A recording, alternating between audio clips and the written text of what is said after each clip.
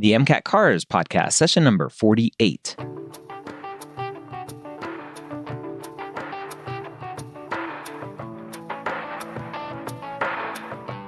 The Cars section of the MCAT gives thousands of pre-meds nightmares every night. Whether you're an ESL student, lack confidence while reading, or a slow reader like me, Jack Weston and the medical school headquarters are here to help you score higher in every section so you can be confident you're ready to get the MCAT score of your dreams. Now, welcome to the MCAT Cars podcast. If this is your first time joining us here on this podcast, thank you for taking some time to listen to us today. I am joined by Jack Weston from jackweston.com. He is the premier MCAT Cars tutor. If you are looking for some more MCAT Cars prep, you have found the best place here on this podcast or with all of the services and tools that Jack Weston has for you at jackweston.com. We have another great episode for you. We're going to jump in right now. Jack Weston back for some more MCAT Cars podcast. How are you today?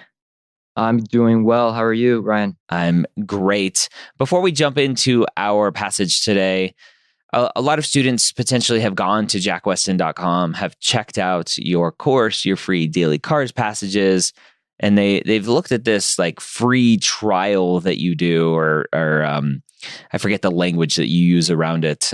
But explain to students what they can get with the little free trial.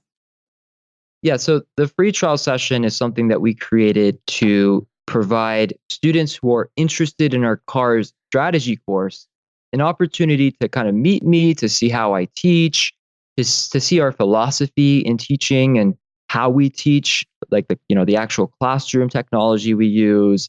It's a live 1.5 hour session that breaks down a Cars passage, very much like how I would in the course. It also explains a lot of great principles for reading and answering questions. So if you're just getting started, it's also a great opportunity to kind of understand Cars a little better. But the goal of this is to really get you assimilated to how I teach, to answer any questions you may have, to give you a better idea of what to expect in the course. That's the fundamental reason why we created this trial session. A lot of students ask me, well, if I just do the trial session, is that enough for my Cars prep? Depends on the student. If you already have a set strategy and you're working towards, perfecting it, and you just want kind of a booster, or you just want to hear what I have to say, then yeah, sure, I think it'll be enough. But this trial session is definitely not some kind of substitute for the course. Make it very clear, the course is very comprehensive. It covers everything you need to know for Cars. If you are challenged with Cars, if you find that reading is a problem on this test, the course can significantly change your outcome, right? And your outlook on this exam. Yeah, you don't have to take my word for it. That's why I offer this trial session, so you can see how I teach. You can also ask other students if it's the right fit. I'd love for my students that are in the trial session to sign up. A lot of students don't need to sign up for the trial session. They just want to go ahead and go on with the program. But just in case you want to try to understand how I teach and be more comfortable with the atmosphere that I provide, it's a great opportunity for you to try to check it out. Awesome. All right. So after counting my millions and billions of dollars in the bank account, trying to get used to those large numbers from last week, what are we reading today?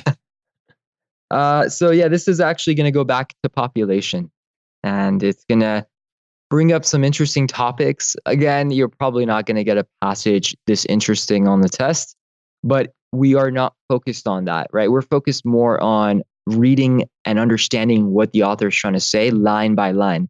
In the course, and even in the trial session, I don't do this, right? I'm more focused on using those ideas that you find to answer the questions, which is all critical thinking based. Yeah. We're worried about comprehension. Let's improve our comprehension. Let's try to understand the different points the author is bringing and how things are structured, which is very important for Cars, but definitely not everything you need. You need practice, you need strategy. That's why students can definitely use third-party practice material, right, from any company, including mine. Yep. Okay. All right, if you want to follow along in the show notes. Paragraph 1. In March 2007, Spain introduced a national policy granting most new fathers 2 weeks of fully paid paternity leave. All right, so given a date and a place, so Spain in 2017, and talking about paternity leave. The policy proved exceptionally popular, with 55% of men eligible in the first year opting to take the paid time. So they have this policy, a little bit more than half the people took it. So that's good.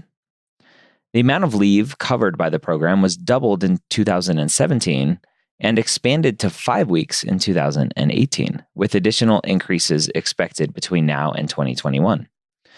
So it looks like Spain is increasing paternity leave, seeing that it's been popular.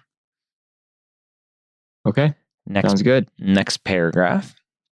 Economists studying the effects of the original 2007 policy examined what happened to families that had children just before and just after the program began and found differences in the outcomes. All right. I love when economists study changes in things when policy is enacted. It's fun. It reminds me of Freakonomics. Curiosity, like, oh, wow, let's see what happened, right? Yep. What's going on? Yep. While the early cohort of men were eligible for paternity leave were just as likely to stay in the workforce as the men who weren't eligible, they remained more engaged with childcare after their return to work, and their partners were more likely to stay in the workforce as well. All right, so it looks like it's saying that the men who took paternity leave were more engaged with childcare, so they were more engaged with taking care of their kids after their return to work, and that the partners also worked more, right? Stayed in the workforce more. So I guess that's a good thing, right? Mm-hmm. So if you offer paternity leave, they stick around longer, right, in the workforce. Yep. And you also, have fathers who are more committed to the child rearing, and their partners are also the same, right? They're focused on work. Yeah. All right. In that sense, the program seems to have done what policymakers would have hoped. So it looks like it's what they wanted. Cool. Unexpectedly, though, next paragraph, the researchers also found that families who were eligible for the paternity leave were less likely to have kids in the future. That's interesting. Okay, so I'd want to see why they think that, or why they found that. Right, pretty easy to understand. Yep, but not expected. Yeah. Okay. In a study published in the Journal of Public Economics, economists Lydia Faré of the University of Barcelona and Libertad Gonzalez of University of Pompeu Fabra estimate that 2 years on, parents who had been eligible for the newly introduced program were 7% to 15% less likely to have another kid than parents who just missed the eligibility cutoff. All right, so now we're given numbers of how less likely they were to have those kids. So it doesn't seem asking yourself big. What's going on? Right? Yeah. Sorry to interrupt you, but yeah, you understood what this was doing, right? This is just giving us more details, more descriptions on how it was less children. Yep. Go ahead, sorry. While the difference dissipated further into the future, even after 6 years, parents who had been eligible for the leave were still less likely to have children, to have a child again. So just kind of reiterating that even further down the line, the numbers still showed that they were less likely. Okay. Still no reason why. Yeah. Next paragraph. Right, suspense. The researchers suggest an intriguing reason why. Oh, look at that cliffhanger. This is amazing writing. It had me the whole time. All right. So now we'll go on. After paternity leave was instituted, surveys of Spanish men ages 21 to 40 showed that they desired fewer children than before. All right. So we don't know if the paternity leave was the cause of them having desire of fewer children, but that's what the surveys show. Faré and Gonzalez think that spending more time with their children, or the prospect of having to do so, may have made men more acutely aware of the effort and costs associated with child rearing, and, as the researchers put it, shifted their preferences from child quantity to quality. So the men who like had the baby and then went back to work were all of a sudden like, oh, this is how much work it takes to raise a kid? Yeah, I think I'm done. Yeah. That's so funny, right? Yeah. If you think about it. Oh, yeah. And having 2 kids, I am right there. I believe it. Okay. Next paragraph. At the same time, women started showing preferences for slightly larger families, perhaps a sign that having more children seemed more desirable with a slightly more equitable balance of labor at home. All right. So kind of going back to the beginning of men were more engaged in childcare. The women were like, oh, this isn't so hard after all. We can have more babies. Yeah. I bet you there's part of it too, is like you see the husband taking care of the kid and you like as a human being, right? We're meant to populate and overpopulate the our population from last week. Yeah. And so they're like, oh, this is my husband is a good or spouse is a good caregiver. I want more babies with them. All right. Yeah. So yeah, I mean, well, just to clear it up, basically, if you do give paternity leave to men, they are less likely to have children, right? Yep. And it seems like it's well, at least that's what they prefer, right? Yep. And and I guess that's something that women are, like, right? They want that help. So if you give paternity leave to men, women are more likely to want to have more children, right? Because they get that help. Yeah. So that's kind of the idea here. What's the big point? What do you need to know? I think that just the paternity leave that it talks about, it led to fewer families having fewer kids. The men wanted fewer kids, the women wanted more, but overall led to those families participating in the paternity leave to have less. Sounds good. Kids. Yeah, that's exactly it. And knowing why, right? Because they realize the difficulty of having children, right? And women kind of benefited from the help. So that's kind of why they wanted more. They would be willing to accept more children, right? Or have more children. Yeah. Yeah. So great. And this is one, right? The whole time I'm sitting here reading going, okay, why? Okay, why? Okay, why? And that potentially could distract the student from really picking up some of these details because they're wanting to read ahead, but you need to read everything. Yes, exactly. I'd be interested to see what they would say about women getting maternity leave, right? So how that would affect their outcome. I mean, you could probably guess, but you shouldn't assume unless they, tell you exactly. And the MCAT will never ask about maternity leave. And if they do,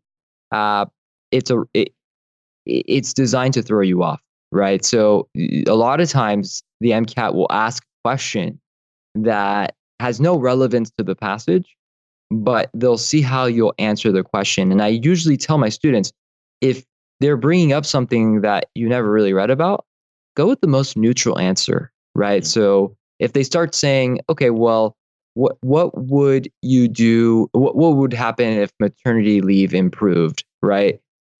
We don't know. So if they say, it increases so and so, or it decreases so and so, or it has no effect, you should probably lean towards going with has no effect because we don't know enough. Now, if they do mention something about maternity leave and some correlation or some relationship, then we can make some kind of,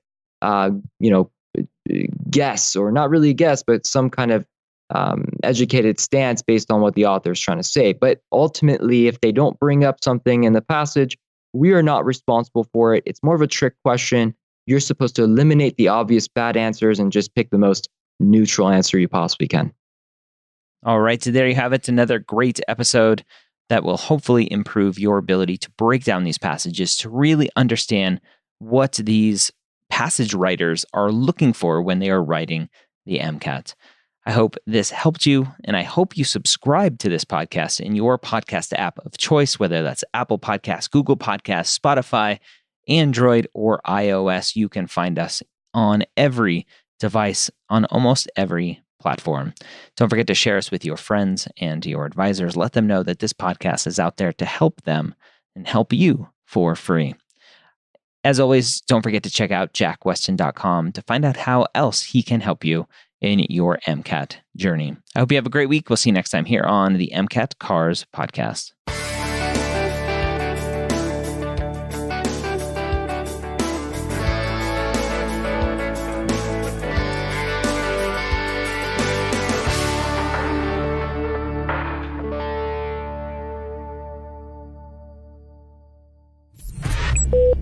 This is MedEd Media.